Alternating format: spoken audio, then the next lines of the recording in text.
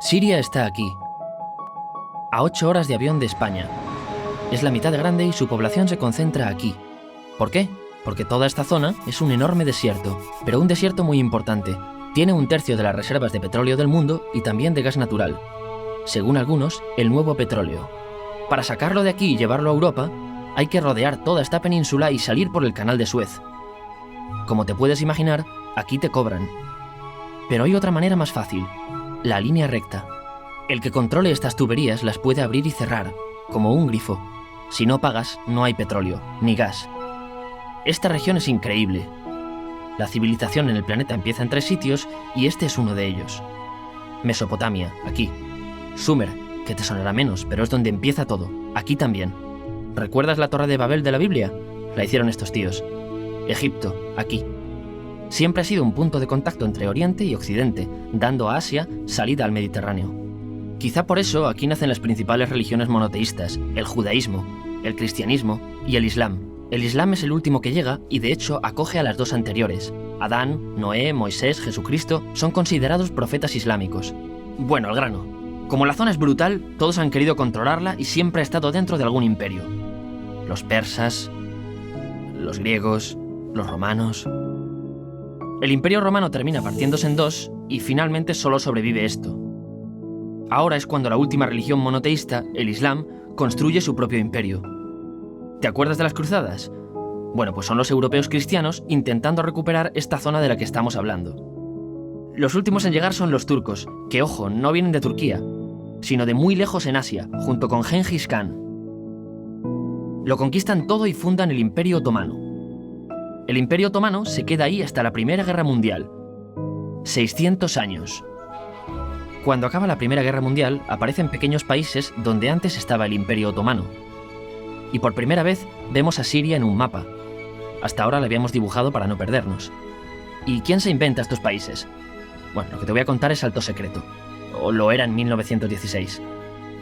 Este súper secreto se llama Acuerdo de Sykes-Picot.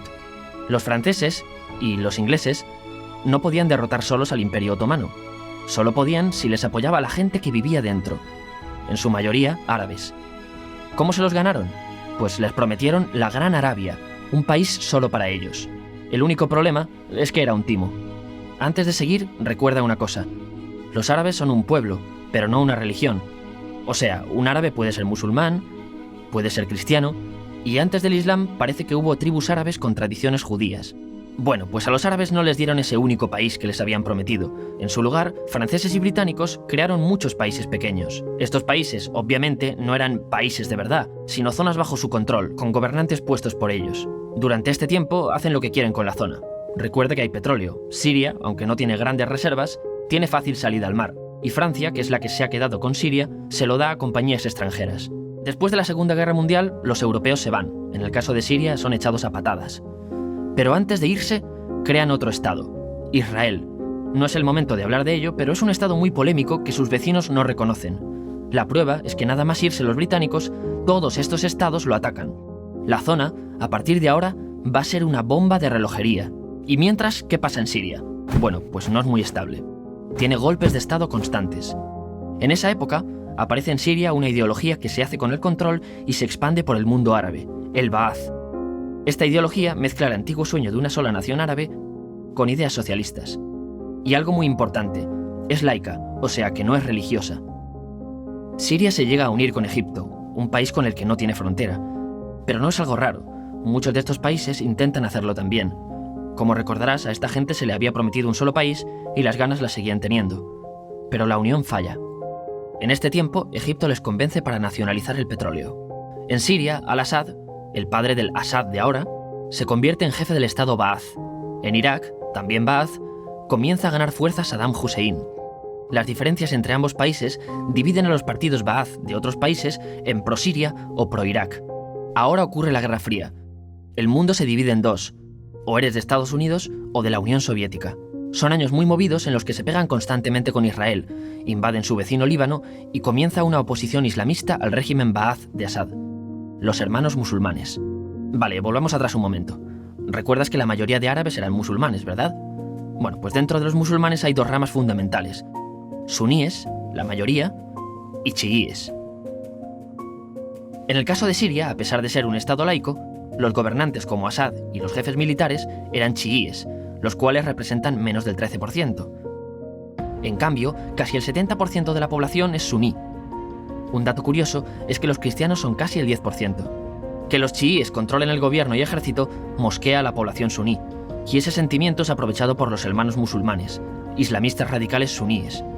Estos toman las armas en la ciudad de Hama, en contra del gobierno, y Assad acaba con la revuelta a costa de matar miles de civiles y encarcelar a mucha gente. En el año 2000, Assad padre muere, y le sucede Assad hijo.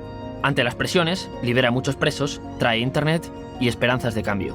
Hay un periodo de gran debate político y aparece la oposición. También vuelven los hermanos musulmanes. Los siguientes años son difíciles. Arrestan a la oposición. Y Bush incluye Siria en el eje del mal, y esto la aísla. Está mal visto negociar con Siria. Los kurdos, un pueblo que vive repartido por varios países de la zona, comienzan a protestar también. Hay represión y muertos. En 2011, te sonará esto, ocurre la Primavera Árabe. ¿Qué es esto? Bueno, es una protesta que se va propagando por todos los países árabes pidiendo más democracia. Como ves, el mundo árabe, a pesar de estar dividido en países, tiene tendencias generales. Cuando llega a Siria, Assad hijo termina usando el ejército y en los enfrentamientos mueren unas 1000 personas. Los enfrentamientos irán escalando hasta que se conviertan en guerra civil. No hay un momento exacto de inicio. Lo importante es que hoy en día hay numerosas facciones en juego. Vamos a verlas. Pero primero piensa en que todo está dividido entre chiíes, la minoría, y suníes, la mayoría. Chiíes, y además laicos, o sea, no religiosos, son el gobierno de Al-Assad. Controla todo esto, que si recuerdas son básicamente las zonas chiíes del país, y está enfrentado al resto. También mayoritariamente laico, pero suní, es el Ejército Libre de Siria, o FSA en inglés, junto con el Frente Islámico, que es religioso, y otros 70 y pico grupos más, forma una coalición que la prensa llama simplemente la oposición.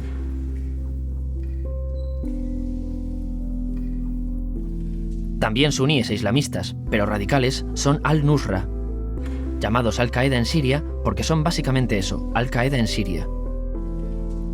Otros islamistas radicales son el ISIS o Estado Islámico. Salen de Al-Qaeda en Irak, controlan la mayor parte de Siria e Irak y se han hecho famosos por sus atrocidades. Su objetivo teórico impacta a muchos. Es un Estado Islámico a lo largo de Asia, África y Levante. Aunque a ti ya te suena, ¿verdad? En naranja tenemos al pueblo kurdo, que recordarás porque el presidente Al-Assad lo reprimió, al igual que gobiernos de países próximos también lo hacen. Ahora controlan militarmente esta zona. Antes de terminar, repasemos los apoyos internacionales a fecha de octubre de 2015. Las fuerzas de Al-Assad son apoyadas por Rusia, que ya tenía base militar en el país antes del conflicto, Irán y China. Todos son países de lo que Europa llama Oriente. En contra de Assad, apoyando a la llamada oposición, luchan Estados Unidos, Turquía, Francia, Gran Bretaña y Arabia Saudí. Podemos terminar con algunas conclusiones. Te advierto que esto ya es pura opinión. Si recapitulamos, vemos que la región es estratégica. Por su situación privilegiada, todos la quieren. Siria siempre ha estado bajo el paraguas de grandes imperios. Piensa que hace 100 años la actual Francia era Francia. Gran Bretaña era Gran Bretaña. Pero es que hace 200 también, y hace 300 también, y hace 400 también. En cambio, Siria solo es Siria desde hace menos de 100 años, y solo se gobierna a sí misma desde hace poco más de 50. Además, jamás decidieron sus fronteras, se las impusieron.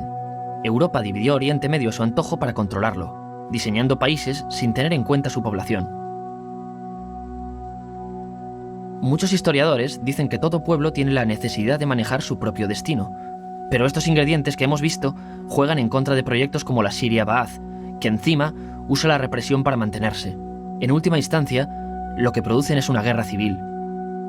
En este contexto no es extraño que aparezcan actores que se alimenten de la desesperación, el sentimiento suní de opresión y la visión de Occidente como invasor.